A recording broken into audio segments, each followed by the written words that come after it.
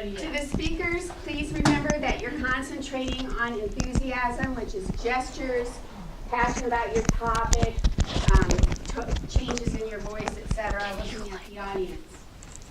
Audience, you're listening for these things so that you can tell them what they did well and paying attention to one point where they can improve that you think would help their student. So, Naomi, take it away. Wait, is this? It's just. Yeah. Our first speaker today is someone who you can always count on. She always has a contagious laugh. And if you ever go to her house, you should ask for her mom's food, because it's the best. Today she's going to be talking about something that affects all of us, why we shouldn't wear uniforms to school. Please help me welcome Annie Matsuda.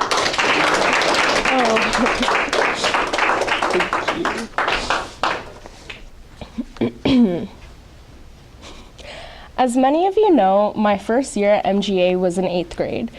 Not only was this a big change because I was going to a different school, I was moving across the state and going to a school that had uniforms. This idea to me was really weird. I was pretty accustomed to waking up in the morning, getting ready, picking an outfit that I felt confident in, what fit my style and my body the best, and that would all change. I would have to wear something that everyone else was wearing. My first day was kind of a blur, but one thing I remember is that we were all wearing the shorts and a shirt. I know we have a picture of this, and we're all literally wearing the same thing, but we're all wearing shorts and a grit shirt.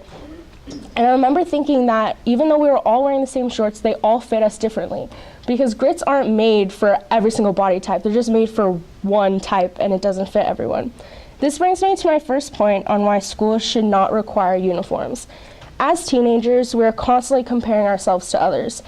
It's not something we try to do, it just happens. Getting to choose our own outfits and picking what makes us feel the most confidence gives us a whole different level of confidence.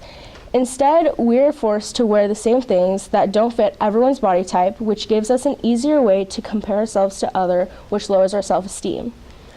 One of the reasons why people support uniforms is that it levels the playing field from rich students to poor students. In other words, people with less money feel less confident if wealthier kids are wearing more expensive clothes around schools.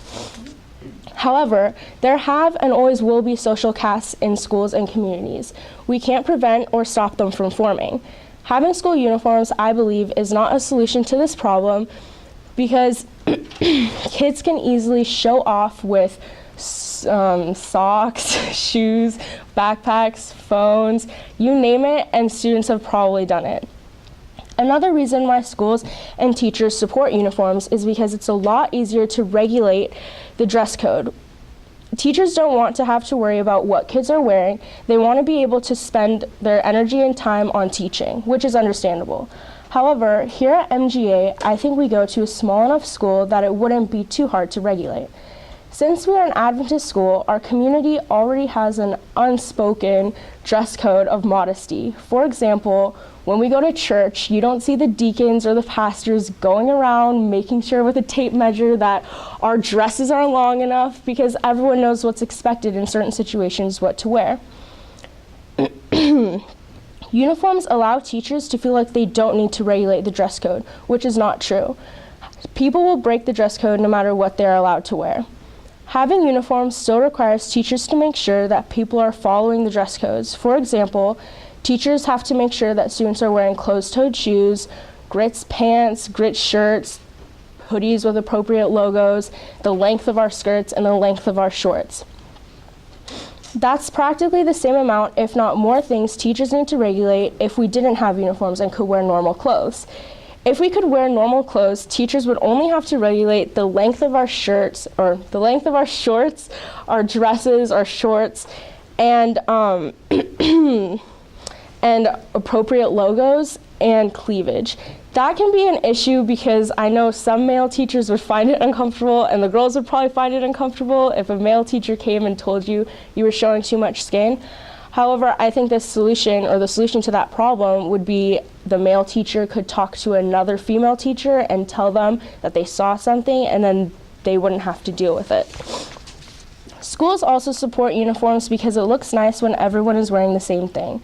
For example, when people come to visit our campus, it looks nice if we're all in uniforms, dressed modestly. However, wouldn't it be cool if schools like ours could get rid of the stereotype that teenagers don't know how to dress themselves appropriately, and people came to our school and saw students wearing normal, appropriate, and modest clothing? I think that would be very impactful to our community and to other schools. With uniforms, it tends to give off the idea that students don't know how to dress appropriately and they have to be told exactly what to wear. However, through trial and error, teachers could teach students what is appropriate to wear to school. Our school has even taken away our free dress days because they didn't want to regulate it. Instead of teaching students how to dress modestly, they would rather take away that learning experience to save time and energy. In conclusion, even though there are some positive outcomes to having uniforms and negative outcomes to having uniforms, I think students would be a lot happier, which would result in the school being a lot happier without them.